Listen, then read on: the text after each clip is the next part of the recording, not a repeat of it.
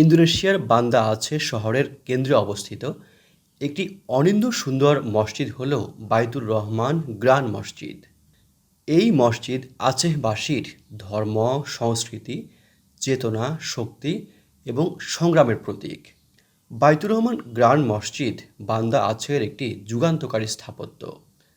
এই মসজিদটি ২০০৪ সালে ভারত মহাসাগরের সুনামিতেও টিকে ছিল।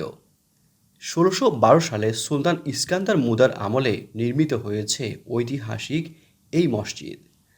ধারণা করা হয় বর্তমান মসজিদের আগে একই জায়গায় ১২৯২ সালে সুলতান আলাউদ্দিন মাহমুদ নির্মাণ করেছিলেন আরেকটি মসজিদ।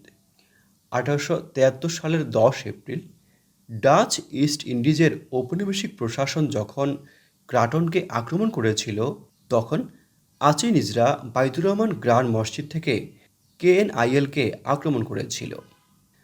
জ্বলন্ত আগুন ছাদে এসে পড়লে মসজিদটিতে আগুন লেগে গিয়েছিল।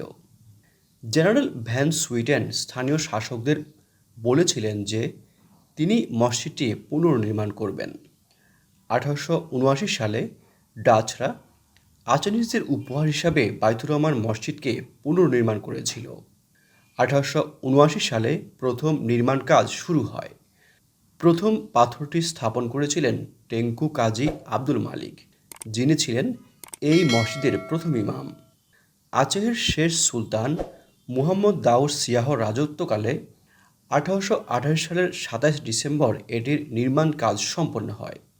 অনেক আচেনিজ প্রাথমিকভাবে বাইতুর রহমান মসজিদে নামাজ আদায় করতে অস্বীকার করেছিলেন, কারণ এটি ডাচদের দ্বারা নির্মিত হয়েছিল, যার বিরুদ্ধে তারা লড়াই করেছিল। আজকাল এটি বান্দা আচেহের জন্য গর্বের কারণ হয়ে দাঁড়িয়েছে। ঐতিহ্যবাহী এই মসজিদে ৭টি গম্বুজ, ৮টি মিনার এবং ৩২টি স্তম্ভ রয়েছে। মসজিদে প্রায় একসঙ্গে ৩০,০০০ মুসল্লি নামাজ আদায় করতে পারেন। ইন্দোনেশিয়ার ঐতিহ্যবাহী স্থাপনাগুলোর অন্যতম হল বাইতুর রহমান গ্র্যান্ড মসজিদ। ঐতিহ্যের কারণে এবং মুসলমানদের প্রাণকেন্দ্র হিসাবে আচেহ প্রদেশের মানুষের মণিকোঠায় স্থান পেয়েছে এই অনিন্দ্য সুন্দর মসজিদ।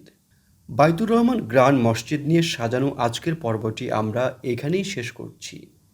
দেশ বিদেশের ঐতিহাসিক স্থানসমূহ এবং জনপ্রিয় ভ্রমণ স্থানের ভ্রমণ গাইড এবং বিবরণ জানতে আমাদের এই চ্যানেলটি সাবস্ক্রাইব করার জন্য আপনাদের প্রতি বিশেষভাবে অনুরোধ করছি।